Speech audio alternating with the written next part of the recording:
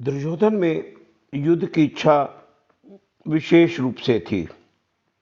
उसका मुख्य उद्देश्य राज्य प्राप्ति का ही था। पांडवों में धर्म की मुख्यता थी। उनका भाव था, हम चाहे जैसा जीवन निर्वाह कर लेंगे, पर अपने धर्म में बाधा नहीं आने देंगे, धर्म के विरुद्ध नहीं चलेंगे। इसीलिए उन्होंने पितामह धृतराष्ट्र के आदेश के कारण ही दूसरी बार एक और दांव खेलना स्वीकार किया।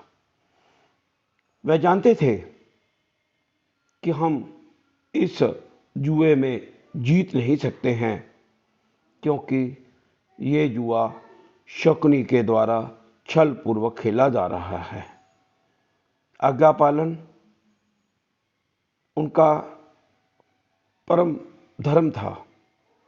इसीलिए जुए में हारने के पश्चात उन्होंने 12 वर्ष का वनवास और 1 वर्ष का अज्ञातवास स्वीकार किया।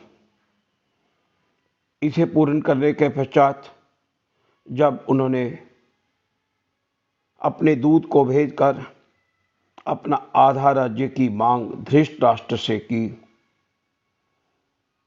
तो आधा राज्य तो क्या देना, दुर्योधन इत्यादि जो उस सभा में बैठे हुए थे, दूत का घोर अपमान करके उन्हें राज्य से निकाल देते हैं।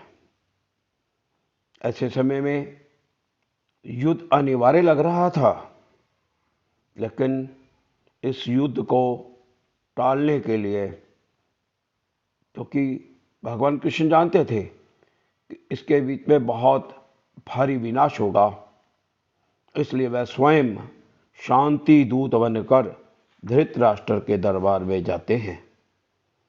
श्री कृष्ण अपने प्रस्ताव में कहते हैं कि मेरे पास एक और शांति का प्रवास है। मैं इस युद्ध को टालना चाहता हूं।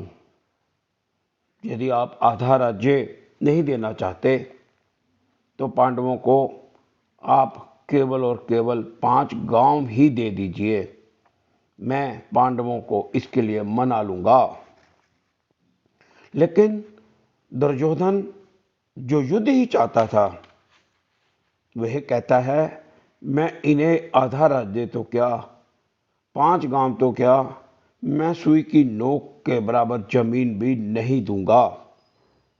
इतना ही नहीं, दुर्योधन, दुशासन, कर्ण, शकुनी इत्यादि ने भगवान कृष्ण का घोर अपमान किया और उन्हें कैद भी करना चाहा।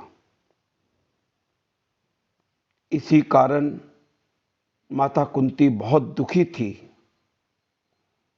दूसरा कारण जो उनके मन में उनको पीड़ा दे रहा था, वह ये था कि पांडव और कौरव भाई हैं।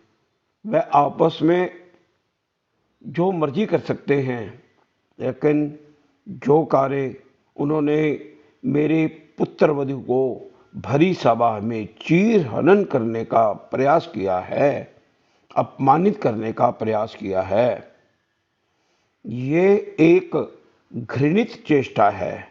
ये मनुष्यता नहीं है।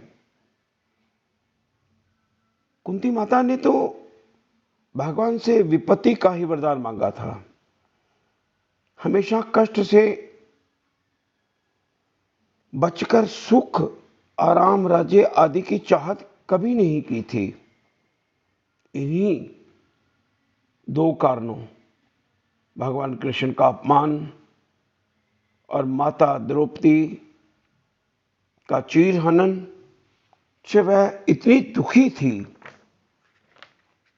कि वो उसके मन में आता है, माता के मन में आता है कि अब इन दुष्टों का जल्दी से जल्दी संहार होना चाहिए, इनको खत्म करना चाहिए, नहीं तो इनके पाप बढ़ते ही चले जाएंगे और इससे बहुत नुकसान होगा।